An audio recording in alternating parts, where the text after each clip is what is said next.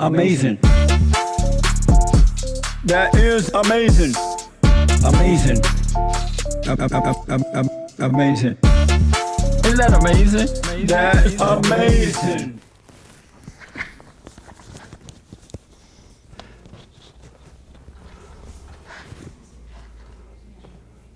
It looks okay, like here. This mic. Did you move it from where it was? Mm-hmm. You're not supposed to move it. What's wrong with you, boy? Did you treat Joel this way when he was on The Fallen He State? didn't act that way. He didn't move the mic. What about when he walked around the building? When times get tough, you need to get down. No need to look backward, put your feet on the ground. Stand up, Welcome to The Fallen State. I'm Jesse Lee Peterson. Don't forget to help fight censorship by hitting the thumbs up, and don't forget to subscribe and ring the bell. You can ring my bell, ring my bell. Very interesting subject today about autism.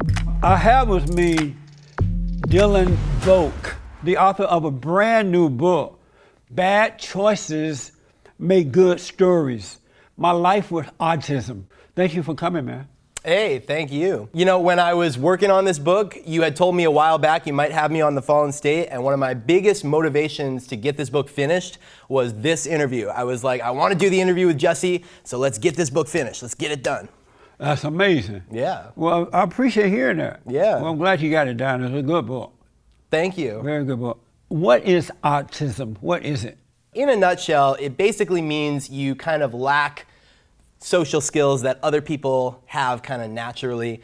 And it also means that you have these obsessions. So people with autism, they'll become an encyclopedia about like one topic. They'll know every single fact about that topic. And do you know you have autism? Is it something that a person would know if no one told you you had it? Would you know you have it? It's varying degrees. There's some people that you can just tell by looking at them very clearly. Everyone can tell that they have autism because it's much more severe. And then there's some people that you might not know. You might think they were just a little off, a little different. I found out when I was 8, I was formally diagnosed.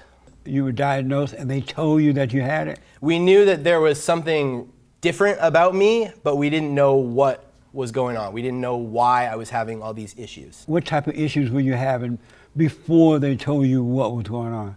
Well, autism kind of comes with like a whole host of issues. It also usually comes with OCD, ADD, ADHD. And so I had kind of all of these things, trouble focusing in school, learning disabilities, and also trouble fitting in. I didn't fit in with my peers.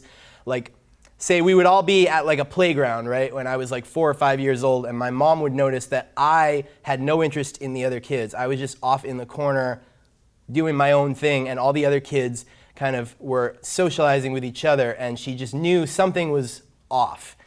And so it took many years of going to different doctors, different diagnoses, and before we could finally get something that explained all of the issues. Do you know you didn't want to play with the kids? Do you remember that? That you would rather be by yourself? What I knew is that I just wanted to obsess about what music was playing on the radio. That was my passion, pop music. And I knew that I cared way more about that than I did, you know, socializing with other kids. I was way more interested in hearing Casey Kasem's American Top 40 and knowing what was going to be '1 song that week so I could write it down. I do want to say that Dylan worked for me. He interned for a while, and now he's employed by me. He's one of the producer of the TheFallenState TV. Just FYI. So representing.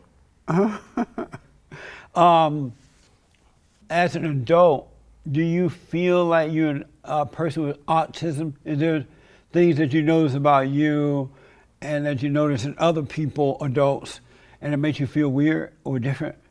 Not as much as I used to. Like, the thing with having autism, it is something that in a large degree you can overcome. You can overcome a lot of the issues it causes. It'll always be there a little bit, but it can get like ever more minor and minor the more you work at it and the more kind of trial and error you go through.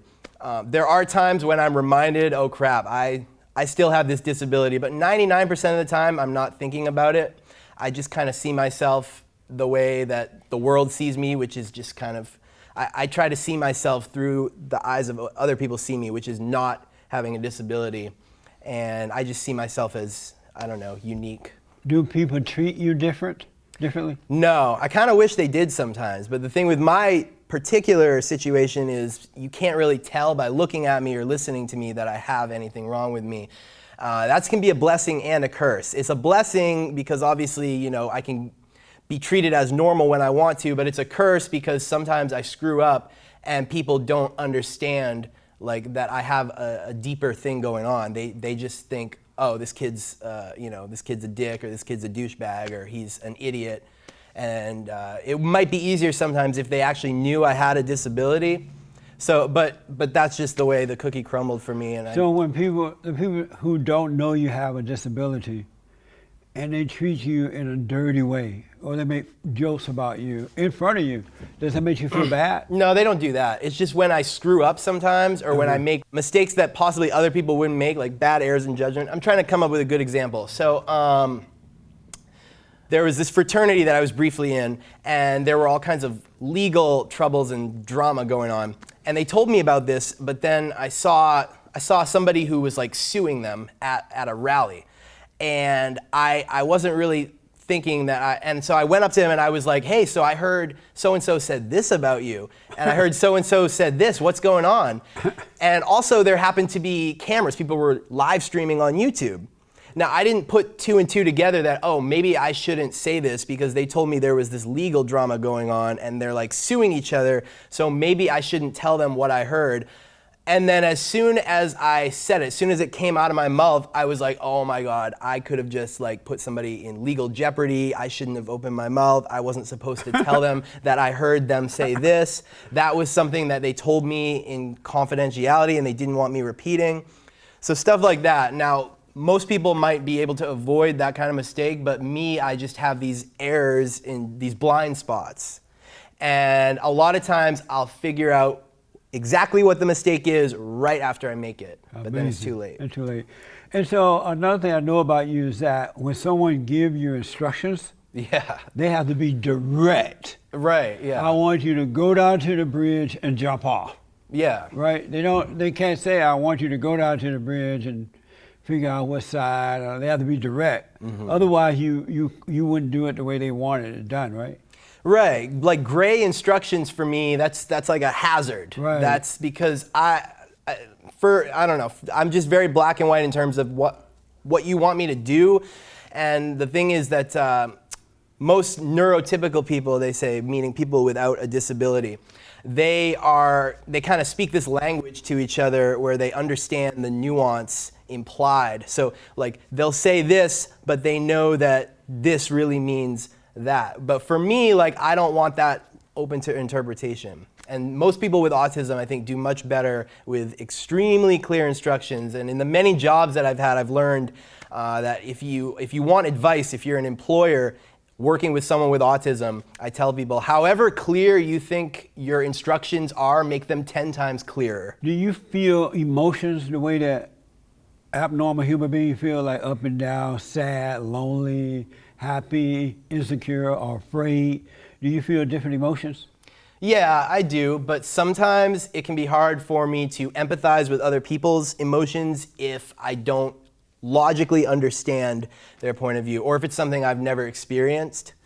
Like my girlfriend right now is, something I probably shouldn't say too much, but I will say she's going through some drama with family members. Yeah, don't say what it is. Now, this is something, unfortunately, fortunately, I've never experienced anything like it. And so I'm trying to be there for her as much as I can, but I honestly can't really understand what that must be like. Yeah. Oh, okay.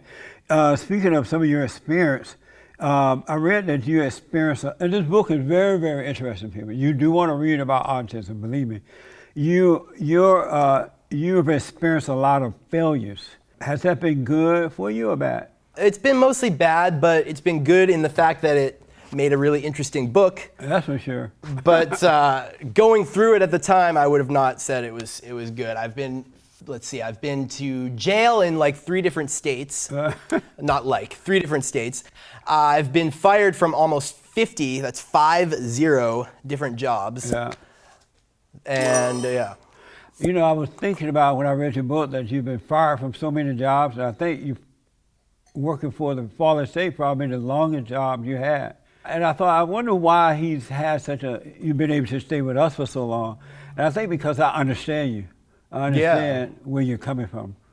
You do seem to have a very like gut level understanding, which is rare. It's hard to find somebody, even if you're not super educated on autism, you seem to just have an intuitive understanding. You know, sometimes you just get lucky and you find a boss who understands you. It's a good situation.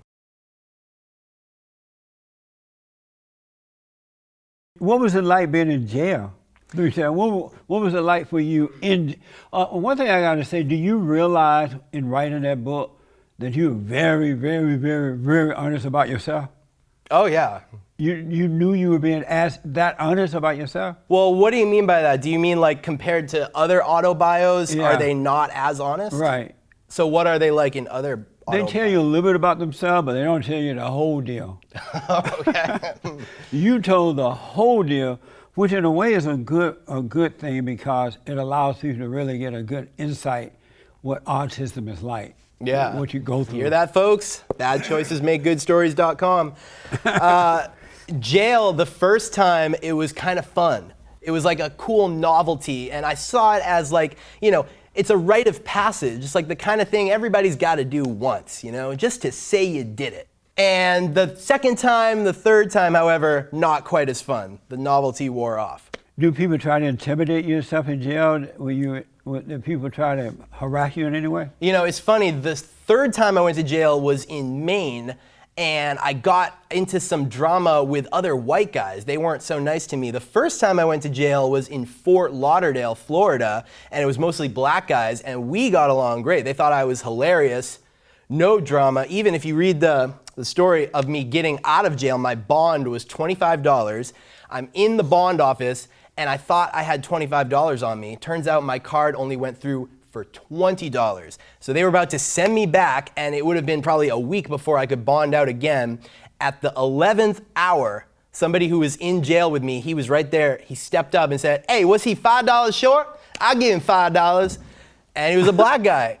And so I would not have gotten out of jail if this black guy hadn't stepped up and saved my ass at the 11th hour. But when I went to jail in Maine, though, like a lot of the white guys in jail, they didn't like me as much. Why not? Because this was when I was very obsessed with African American culture. Yeah, I noticed that you love the black culture more than you love the white culture. I did, yeah. I went through a phase. So at one time you loved the black culture more than the white culture? Yeah, Why? well, like I talked about, people with autism have a topic that they're all obsessed with, and for a while my interest was black people. From when I was like 18, 19, 20, 21. So the third time I went to jail, to answer your question, I was still kind of in my black phase, and the other white guys, for some reason, they took offense to that, whereas the black people thought it was hilarious. I never understood that. Now that you're into your whiteness, how do black people treat you now? Do they still treat you the same? Well, I'm not really into my whiteness now. I'm just not obsessed with that anymore. Have you ever gotten into your whiteness? Well, technically I'm Jewish, so I don't know if I'm technically. Are you into your Jewness? No, Jewishness? I can't say I ever have been. No. Oh, what was it like being with other autistic kids? Well, you know, you would think that autistic people would get along great, right? Right. Because they have like the same interests and the same way of thinking. But no, not at all. It's like gay guys and lesbians. It's like you put 2 autistic people together. What are you doing here? You're putting 2 people that both suck at social skills together, and one guy's interested in his thing, and then I'm interested in my thing over here, and we're both just obsessed with our own things. We don't get along very well at all. Amazing. I know you went to a camp. I read that you went to a camp in North Carolina for autistic kids. Oh, yeah. And what was it like in that camp? So high school was pretty rough for me, and I got withdrawn from high school when I was a sophomore. You can read all about that in the book, but long story short, I got sent away to a wilderness school in North Carolina. It was basically like an autism boot camp. and we lived like in these cabins and went camping half the year. And it was nothing but many lower functioning autistic kids. And first, I did not like it at first, but it actually helped me in a way that I don't think the school intended on, but the way it helped me was that I saw the behaviors that other autistic kids were exhibiting, and I thought, oh my God, that's what I look like. That's what it sounds like when I do this. So like an example is like people with autism, we're often very fixated on schedule, like we're looking forward to something happening, and if there's a change of plans, that throws us for a loop, and we don't like that. So at this camp, they took away, there was no phone, no internet, no TV, so we lived for basically food. That was like the only thing we got excited about. Once a week, if we behaved, they would take us out to a fast food place. That was the highlight of our week. And then one week, we were gonna go to McDonald's, but then because of something another kid did, it was taken away for the whole group. The counselors cut the cord pulled the plug at the last minute. And this other individual with autism, he threw a fit. He could not accept the change of plans. He kept asking over and over and over again, fixating on it, and he just couldn't accept it. And he basically threw a temper tantrum, and I thought, oh wow, so that's what I look like when I act that way. It was a much more extreme, cartoonish version, but not wanting to be anything like these other kids made me check my behaviors real quick. It made me look in the mirror and like, okay, I'm gonna stop doing that. So let me ask this, so autistic kids living together at school or whatever, do you ever want to fight each other? Or you just want to fight over certain things? Over certain things, yeah. It would be a lot of headbutting, a lot of arguments, sometimes physical altercations, but yeah, that was kind of the whole boot camp aspect of it. And are you aware that you're fighting? Like you're fighting over an item or a disagreement? Oh yeah. Over a subject or something? Yeah. That's amazing. So speaking of food, I read that you were addicted to both food and drugs. Did you become addicted to it when you were in the school, or were you like that beforehand? No, food has always kind of been my drug of choice. I'm an emotional eater, and it's kind of the worst addiction to have because you can't just quit. You know, I would love, with the way I think how black and white I am, I would love if food was like alcohol, where you don't have to do it at all. You can just not do it. But food, it's like you have to do it in moderation. So it would be like telling an alcoholic, oh, you have to drink every day, but just one glass of wine. Oh. And what was your rock bottom moment for addiction? With food? Yeah. Well, I went through a phase where I got really fat. And it was after a phase where I was doing really well for a while. I had moved to South Florida after I graduated high school, and I started going to the gym. I made the gym kind of like my safe haven where I went to relax. And I was doing really well for a while, and then for some reason I decided, because things got rough, I decided it would solve all my problems if I just moved back home. I thought geography would solve my problems. That was the first time I learned that geography does not solve problems. But anyway, I got back to Maine, and my life just kind of went downhill, and I started eating emotionally, and it's a vicious cycle where, you feel bad, so you eat, and then you feel bad that you've eaten, so to feel better, you eat some more, and then you're already fat, so you're like, well, I might as well keep eating. And it was funny, I had reverse anorexia because I didn't see in the mirror how fat I was. I looked in the mirror and I still saw a hot person. And I had no idea how fat I had gone. It was reverse anorexia. You saw a hot person? I still thought I was hot, even though I was fat. It was reverse anorexia. And eventually I got to 230 pounds. Whoa. And in the color photo section in the middle of the book, I don't know if you can see the before and after. Let me see. There's my before and after photo. Whoa. Yeah. How did you take it off? So what got me to lose the weight was actually, there were a few girls. Now, I don't know how I was able to get any girls when I was fat. That's honestly, it's beyond me. But there were a few girls who rejected me, and they were honest enough, they were brave enough to tell me explicitly, it's because you're too fat. Really? Yeah, and I thank those girls in the book. I say that was the wake-up call I needed to realize, wow, I've actually gotten fat, because girls that I want are now telling me explicit. And so whenever a girl, well, I have a girlfriend now, but when I was dating, when I was single, if a girl was ever talking to me and I wasn't interested because she was too overweight, I remembered those few brave girls that were brave enough to tell me my issue, and I paid it forward. Oh, you did? Yeah. What do you mean you paid it forward? I told them explicitly, I told them, hey, it's because you're too overweight. I'm into girls who are more thin. So you will actually tell a girl, I don't want you because you're too fat? Yeah, because that was what helped me lose weight. Wow. So I paid it forward. Did you realize you were hurting their feelings? Yeah, but it hurt my feelings too, but then I eventually lost all the weight. So it hurt your feelings when the girl told you they didn't want you because you were too fat? Yeah. And so so why would you want to hurt someone else's feeling by being that honest with them? Because that was what I needed. That was the splash of cold water that I needed to wake me up out of my reverse anorexia. So how do the girls feel when you tell them they're too fat? Well, I don't know. I don't talk to them. I don't know who they are anymore. It was just like a brief encounter, but I would hope that I helped them realize that they need to lose the weight. And if they're out there now and if they got thin because of me, hey, you're welcome, sweetheart. Do you know when you're doing wrong? I think I do, yeah. You know when you're doing wrong. But I don't think that was wrong. No, I'm not. I just asked. Do you know when you're doing right and wrong? Yeah. And do you know when you're hurting others' feelings? Sometimes yes, sometimes no. And how do you feel when you hurt someone's feelings?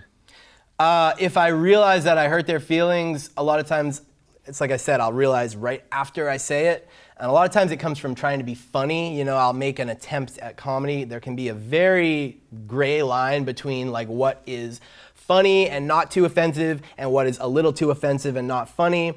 And because of my personality specifically, I tend to like to push the limits. I tend to be very edgy and very kind of have this kind of comedic persona. And so my whole life I've dealt with crossing the line, and I feel embarrassed after I cross the line, and I feel like, oh man, I wish I could take that back. And I've actually learned to be very masterful at apologies. A lot of people don't like apologizing. I love apologizing, and I'm very good at it. You know, something I read in your book that was very interesting to me is that, let me ask first, how does your girlfriend deal with you? Do you hurt her feelings and all that? Is it hard for her to deal with you? Yeah, we've had some issues, but she's managed to hang in there for a while so far. Yeah. How is she hanging in there so long? I guess she really loves me, and we just we connect, and she seems to kind of like the way you understand me as a boss. I think she understands me as a girlfriend, and you know, it took a very, very long time. It was a long road of me going on many, many, many, many dates and talking to many, many girls on Tinder and Bumble and Meet Me and not Meet Me, that's Ratchet. What's the other one? OK Cupid. To finally find a girl that was actually, would give me a chance and then was actually down for me the way that she is. Well, she definitely is. I'm very grateful that I found her. Does she love you? Yeah. You love her? Yeah. You feel love for her? Yes. What does that feel like? It's you know, I would say it's almost as good as drugs. To feel love for her? I would say it's on par with drugs. Yeah. To feel love for her is like on par with drugs. You're addicted to it. No, it's like a nice high. Oh. And what does it feel like her loving you? Like I said, it's like a nice high. It's like an emotional high. It's a high knowing that she loves you. Yeah, it gives me energy. Has she proven her love to you? Yes. In what way? Through all of the many things that the many mistakes. I'm trying to come up with a good example for you. So.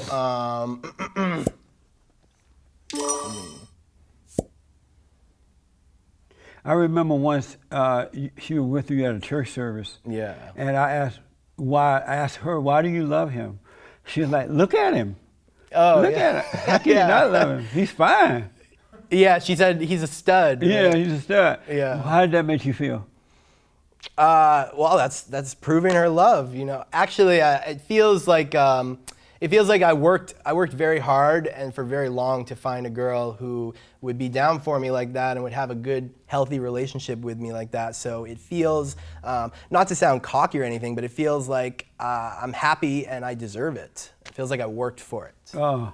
And I'm happy I found it. One thing I read, you write up that you're a white guy who grew up mostly around white people, but you're obsessed with black culture and black people, right? When you were younger, did white people turn you off? I mean, were they like difficult? Well, so I grew up in Maine, which is 99% white, and the thing is, for my whole life, I struggled with social skills, right? I had a hard time kind of understanding and picking up on social cues. And I was never able to get very much good advice from other people who happened to be 99% white. I went to a school that was like 100% white, and I never got any helpful, good, specific advice. It's like, hey, here's how you're coming off. Maybe you should try it this way. Maybe instead of saying that, you should say this. And here's the issue. You know, it was always, I feel like white people, for whatever reason, you know, I say in the book, there's plenty of things white people are good at, but for whatever reason, they don't seem to be super good at articulating the social skills that just come naturally to them. Whereas when I was like 17, 18, I started getting into hip hop music, and then I started getting into black culture on the whole. And when I moved to Florida and started hanging out with black people, I realized that they seem to be much more, you know, street smart and have much more social intelligence. And that comes with being better at giving you specific advice as to like, here's how you're coming off. If you say that, they're gonna think this. If you say this, they're gonna think that. And I realized that everything is just much easier. And also I realized that if I never had a style that fit me. Like I tried like dressing like a skater, like a preppy kid, and none of it ever really fit me. And then when I started getting into hip hop and R&B music, I started looking at the way black guys dress. You know, in the 2000s, they had baggy jeans, they had the fitted hats with the sticker on it, you know, they had ice around their neck. And I thought, wait, who says I can't dress like that? You know, why can't I dress like that? And I started dressing like that, and I realized I love the way these clothes look on me. And it was finally an image and a style I could embrace. And I just kind of ran with that. And then I realized if I just start acting like a black guy, you know, whatever you want to say about black people, I know you're critical at times, but you have to admit black guys are confident. And they have a lot of style, and they're usually not awkward. You usually don't meet an awkward black person, other than, you know, Steve Urkel. But black people usually, they always know what to say. I feel like they're very confident, and so that, as someone who struggled with social skills, was very appealing to me. And I realized, damn, like, why am I trying to get advice from other white guys? I could just do whatever black guys do. And guess what? It started working. And it was also a language that I could fit in with my peers. Like I started trying to, when I was single in high school, and I started talking to girls, and I didn't know what to talk to girls about. And then I started talking to them about, oh, this rapper, or that rap song. And I started using, you know, urban slang with them. And it was like, oh my God, they actually are talking back to me. Like I'm speaking their language now. Like I'm asking them about this Lil Wayne song and that, you know, this T-Pain song, and they know exactly what I'm talking about. They're like, oh, I love that song. Yeah, and so I was like, this is my thing now. I'm gonna. So were you rejected by whites when you start acting black? Some of them thought it was funny. Some of them got offended, and I always just kind of intuitively knew that like the white people that are getting offended by my genuine interest in black culture are the white people who know nothing about black people, know nothing about black culture, because I intuitively understood like black people are not offended by this. They think it's hilarious, in fact. They think it's cool. And why would they be offended? It's like I say in the book, I say to any white people who think that this would be offensive to black people, you taking interest in their culture, I say, if a black person enjoyed shopping with you at Whole Foods and going on mountain biking with you and going to funky coffee shops to hang out with you and talk about vinyl records, would you get offended? Or would you be happy that you guys had something in common? Amazing. Just for the record, blacks are very insecure.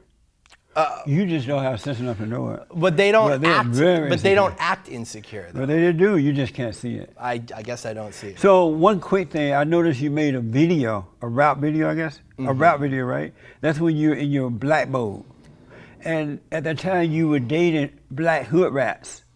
Yeah. Well, What was so attractive by black female hood rats? so the song you're talking about is a parody of the Ray Shremmerd song "No Type." Right. The original goes, "I don't got no type. Bad bitches is the only thing that I like." And so I thought it would be awesome if I realized there's all these rap songs out there. There's rap songs saluting white women, saluting Hispanic women, saying, oh, we love mixed women. But there's no rap songs out there just saluting black women, especially not by a white guy. And I thought, wouldn't it be hilarious if I made a rap song just saluting black women from a white guy or a white guy? And so I made a parody, I don't got no type, black bitches is the only thing that I like. And if you want to go find this song, it's on my YouTube. Just Google my name, you'll find it. Dylan Volk. Yes. Have you ever dated black hood rats? Dated, no. Have you ever dated a black girl? I wouldn't, not dated. I mean, I've only had like 1 or 2 brief relationships at all before my current girlfriend. She's my first like serious relationship. Have I ever hung out with a black girl? Yes.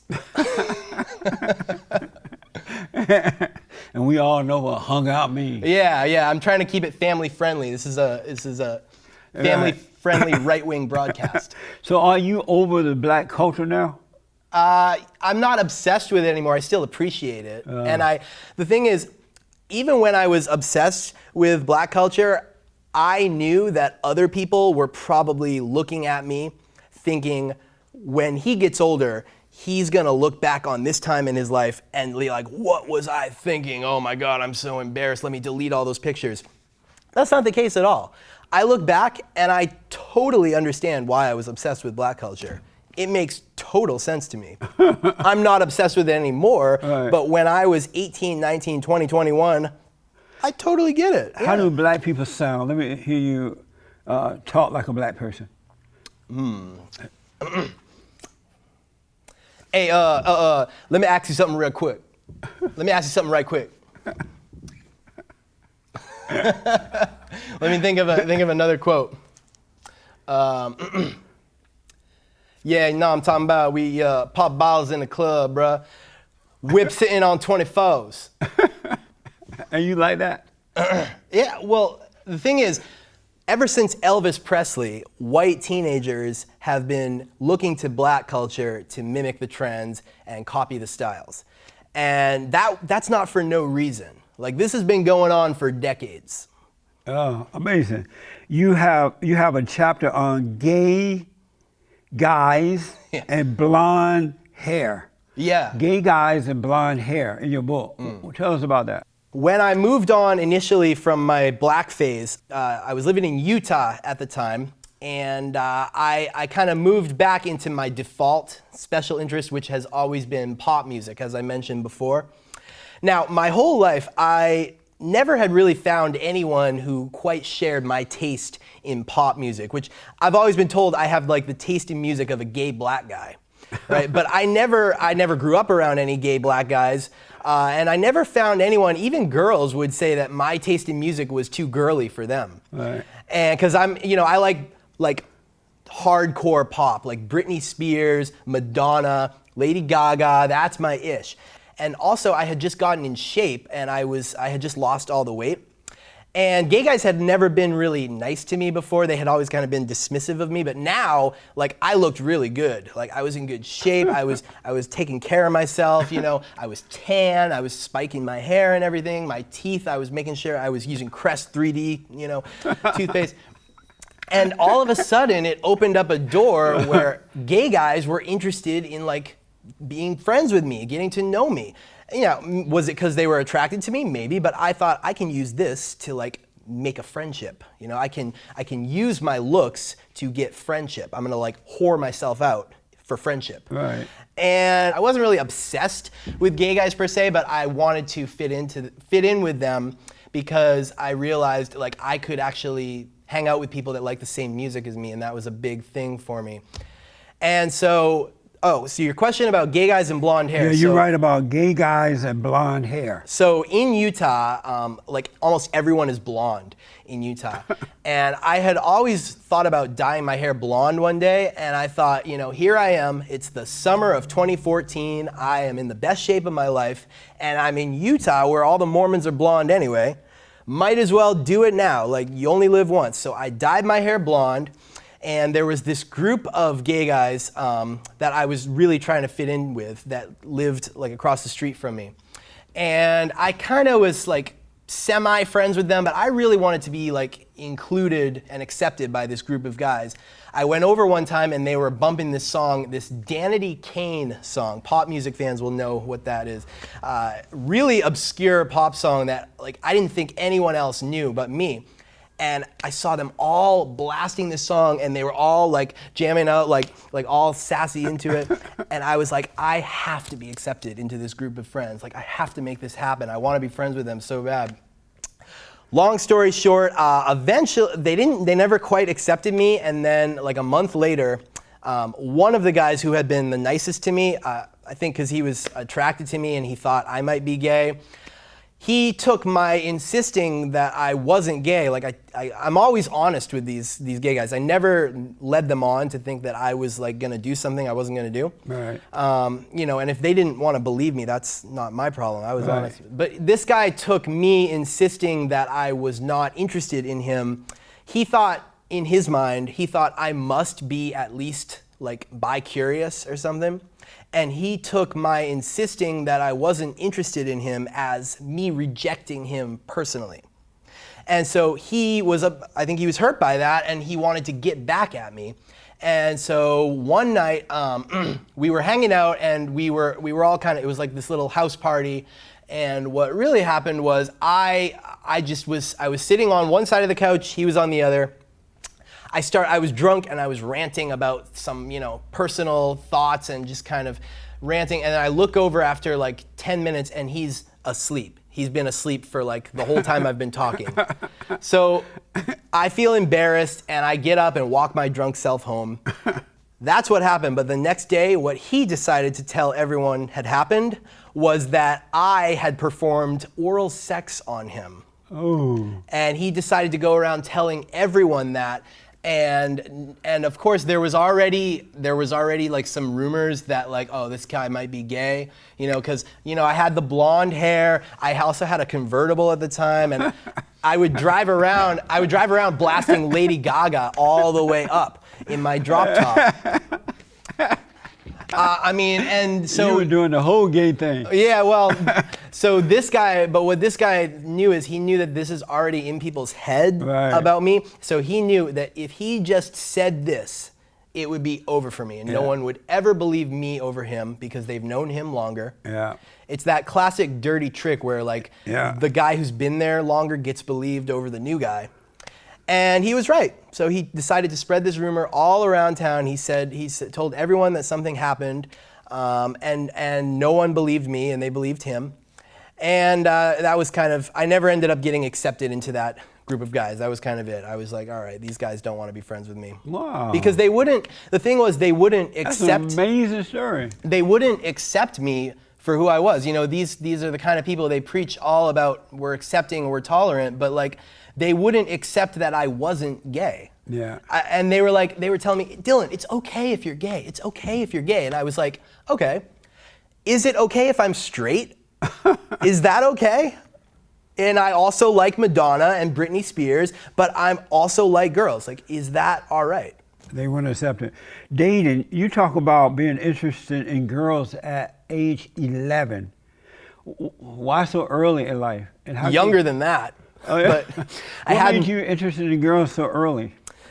Ever since I was like 5 years old, I just saw girls and I was like, must have that. Really? Yeah. And when you say have that, what does that mean? I saw blonde girls in my classroom, and I was just like, must have that. And And would you date girls at 11 or just interested? 11 was when I had my first girlfriend. Really? But it was like a joke or was it serious? It was as serious as any 11-year-old relationship could be. How did your parents feel about that? Oh, they thought it was cute. They thought, you know, they were Do your supportive. parents worry about you? Probably. Did they worry about you more when you were smaller, younger? Yeah. But less now? Yeah, when I went through different rough times in my life, they worried. What would they worry about? Oh, they just worried like, how is this kid gonna turn out, you know? What do they think of you now? Well, they would tell you they're very proud of me now and the way that I've turned out, and they think that I'm my dad, the first book, which is actually the book that came before, this is actually a sequel. Right. To a book called Chasing the Rabbit. Yeah. My dad picked the name Chasing the Rabbit because he used the analogy of a greyhound chasing a mechanical rabbit, and the greyhound can always just barely not catch the rabbit. The rabbit's always in front. And he says that that represents my experience in life. The rabbit is normal, being normal, and I'm the greyhound, and with autism, I'm always chasing being normal. I know what it looks like, and I can always just barely catch it. The story with the gay guys is a perfect example. I was almost friends with them. I was almost accepted into that group, but I just couldn't get them to accept me. You lost your virginity as a teenager. You write in the book. Yeah. I don't know if I should ask this, but how did you lose your virginity as a teenager, and do you regret it now? Oh, my girlfriend is not gonna like this, but so I lost it when I was 16. I made friends with this guy who he kind of ended up he basically he was like my big break, if you will, socially. This guy, he was very popular, knew like everybody, and I really lucked out in that he thought I was funny, and he decided to bring me into his group and start kind of introducing me to all these people. And when I was 16, I was really desperately trying to make something happen. I realized I still haven't kissed a girl yet. I'm 16, and I realized, when do I think this is gonna happen? Like, this is not just gonna happen. I need to make this happen. And I realized that actually on my 16th birthday, I was sitting there at 11:59 when it was about to be midnight on my birthday, and it dawned on me, like, wait, I'm about to turn 16 in 30 seconds. I still have not kissed a girl. And I was like, do I think I'm just gonna wake up one day with the head of the cheerleading team on my lap? Like, when is this gonna, so I decided I'm gonna start being proactive. And I started really making an effort to get my first kiss before I turned 17, while I was still 16. And I told this guy about my issue, and I was like, hey, do you think we could go to some parties? Because I heard people hook up at parties, and I heard it's like really easy to hook up at parties. That's where it happens, like house parties. And so he started bringing me to parties, and lo and behold, he found this girl who, she was actually 21, and that was my first 16. time, yeah. Wow. And I always said it would have sucked if my second time the girl was 21, because then I would never get to bring up in conversation the 21-year-old, like if she was the second. Like, thank God she was the first, so that I can always say my first time I was 16 and she was 21. But it was really weird because she had the same name as my mom. Ooh. Yeah. Amy. It's kind of weird. But. And so, did you regret afterward having sex with her? No, I was like, thank God. It put my confidence through the roof. Made me feel so much better about myself. It made me feel like I was on a level with my peers. It really what is the word? It really rehabilitated my self-image. I know you have a girlfriend now. How did you meet her? Yeah, she would not like all of what I just said, but I love you, babe. I met her like a year ago, actually.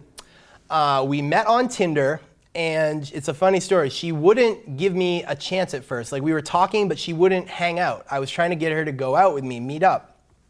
she was giving me all these BS excuses. You know, she was like, oh, I'm really busy, and then she was like, oh, I have a boyfriend.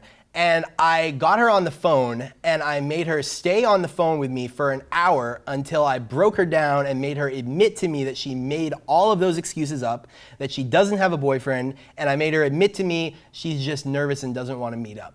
And you know how you can tell the difference between somebody admitting something because they think it's what you want to hear versus them truly being honest and admitting? Yeah. I made her stay on the phone until she truly, honestly admitted to me, and I knew she wasn't just saying what she knew I wanted to hear.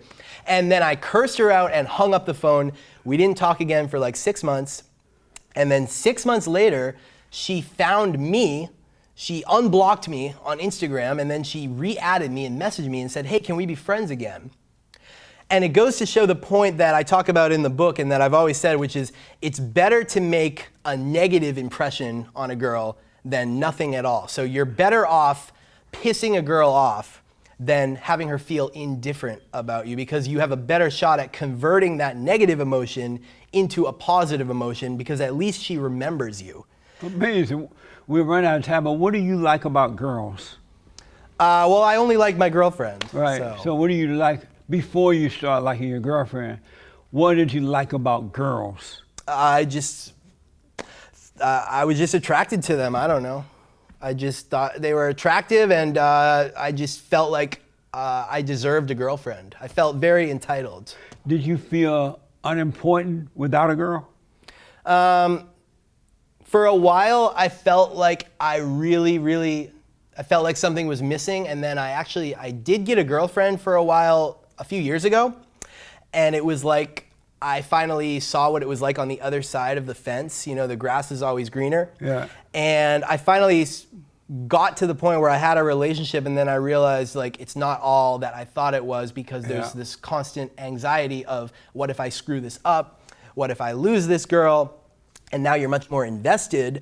And so, long story short, I eventually got really, really hurt by her, but it made me stop this constant craving for a relationship, because I felt like I had been to the other side of the fence and I saw that the grass isn't greener. That was down in Florida, right? That was in Texas. Oh, in Texas. I've been a lot of places. If it wasn't for sex, would men have anything to do with a woman?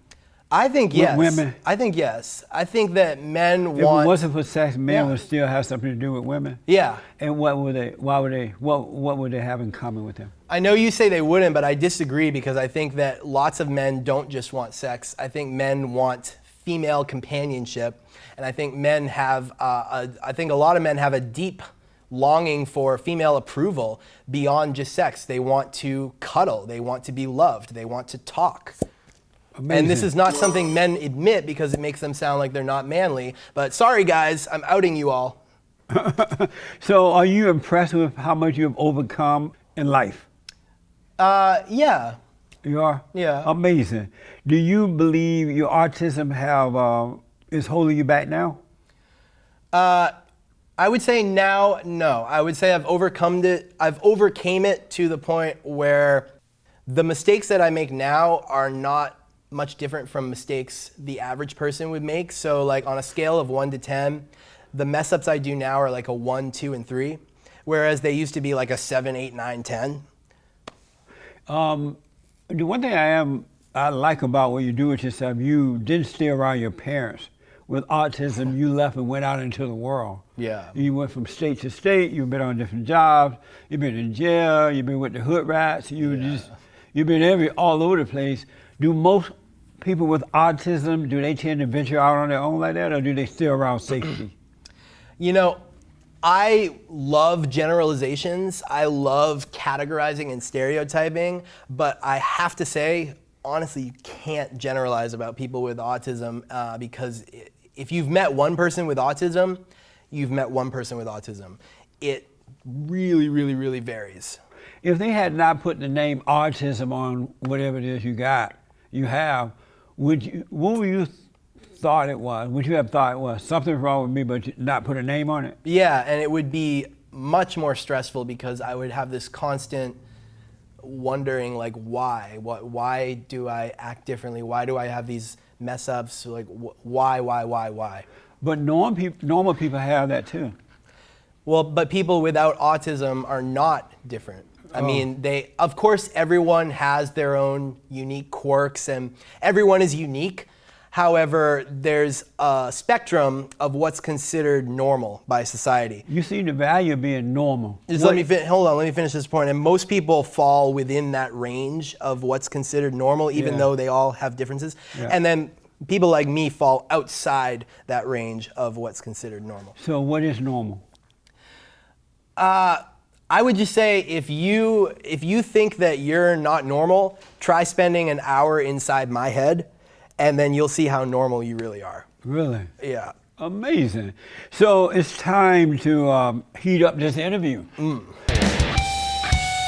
hot seat. You got to answer real fast, all right? Quickly. What celebrity do you most want to meet? Lady Gaga. Is it good for a woman to sleep around? Yeah. How many times have you been fired? Uncountable. Do you believe there is a heaven and a hell? Don't know. Would you ever get plastic surgery? Yes. You would get plastic surgery. Yeah. Would you rather have a cat or a girlfriend I'd rather have my girlfriend. than a cat? Yeah. Because he loved cats, folks. You read about it in the book. Is it okay to give out fake compliments? Yes. Are the Kardashians a good or a bad influence on America? Bad. How many women have you dated? Define dated. Does global warming exist? Don't know. All right, man, that was fun. Also, I forgot to mention my book is the first book with emojis. It has I noticed emojis that. throughout the whole thing. Also, the audiobook, if you'd rather listen to it, is on Amazon. I narrated it personally. Oh, you did? Yeah, I narrated the audiobook. Amazing. Yes. Well, I really appreciate you being here, man. Absolutely. Thank you for And having me. give out your information, how people can get your book, how they can get bad, whatever you have going on. badchoicesmakegoodstories.com, and also my YouTube channel. If you thought this was interesting, there's a lot more where this came from. Dylan Volk, just Google my name on YouTube. And every day you are treated to a little slice of the way my mind thinks, and it is never boring over on my YouTube channel. Well, thank you. I call him Dylan, but Dylan. Dylon. I call him Dylan, but he's Dylan, right? Thank you, Dylan. I had to change the name Dylon because white people had too hard of a time pronouncing it and spelling it. Amazing. Thank you, man. Yes. Thank you for tuning in. Thank you. Don't forget to like, follow, subscribe, share, Sunny. And don't forget, the wall is going up. You can purchase these t-shirts by going to my YouTube channel or TheFallenState and all over, all right? Thank you, folks. Let me hear from you. Next time on The Fallen State. Rapper Queen Key. How old are you? 23. You feel old? Kinda. I do, kinda. Really? What does that feel like? It just feels like I did a lot. You were raised in Chicago, I read. Yeah. What was that like not being with your father? Being a little girl and stuff, like, yeah, you want your daddy around, but Yeah. I had my stepdaddy around. But so he it's was like- no good. Right, but you're right. You're right. So I don't know, I wanted my daddy around, I guess. So I kinda never really got to talk to nobody about shit. What do you want out of life? I want everybody to just be good, shit. I just want to live, you know? I just want shit to be good, shit to be great, like people to be happy and just be.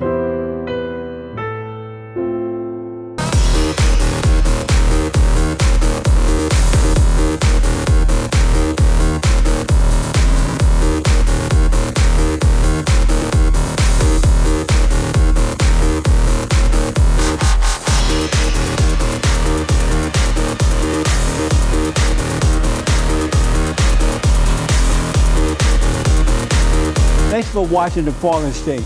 We need your continued support. Donate to my nonprofit here.